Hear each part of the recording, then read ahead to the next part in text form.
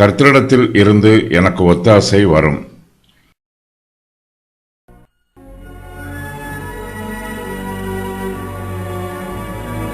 ஆரோகண சங்கீதம்.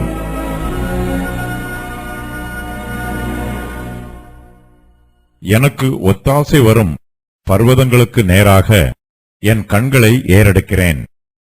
வானத்தையும் பூமியையும் உண்டாக்கின கர்த்தரிடத்திலிருந்து எனக்கு ஒத்தாசை வரும். நம்முடைய தேவனாகிய கர்த்தர் நமக்கு போதுமானவராய் இருக்கிறார்.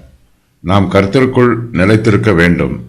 எனக்கு ஒத்தாசை வரும் பர்வதங்களுக்கு நேராக என் கண்களை ஏறெடுக்கிறேன் என்று தாவீது சொல்லுகிறார். இந்த வாக்கியத்திற்கு என் கண்களை பர்வதங்களுக்கு நேராக ஏறெடுக்க வேண்டுமோ என்று ஒரு சிலர் அர்த்தம் சொல்லுகிறார்கள்.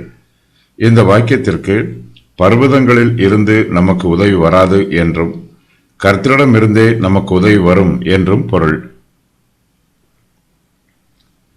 நாம் பூமியின் மீதும் வானத்தின் மீதும் நம்பிக்கை வைக்கக்கூடாது. பூமியில் உள்ள பிரபுக்கள் மீதும் அவர்களுடைய அதிகாரத்தின் மீதும் நாம் நம்பிக்கை வைக்கக்கூடாது. நமக்கு மனுஷரிடத்தில் இருந்து உதவி வராது. தேவனிடத்தில் இருந்து மாத்திரமே உதவி வரும்.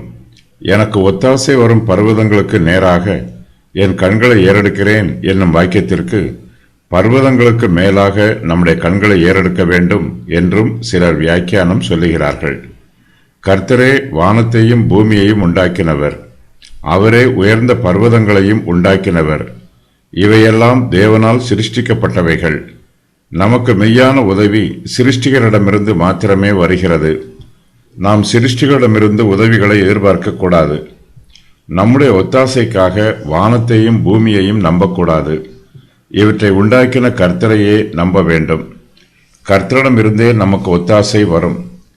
கர்த்தருக்கு சித்தமான வழியில் அவருக்கு சித்தமான நேரத்தில் நமக்கு அவரிடத்தில் இருந்து ஒத்தாசை வரும்.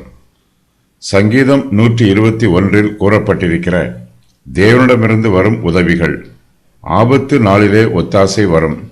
வானத்தையும் பூமியையும் உண்டாக்குதல், நெருக்கத்திலே நிலைத்திருத்தல், பகலிலும் இரவிலும் கர்த்தர் காப்பார்.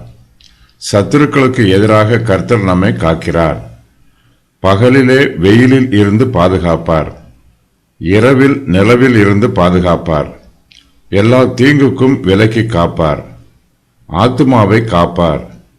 போக்கிலும் வரத்திலும் என்றைக்கும் காப்பார்.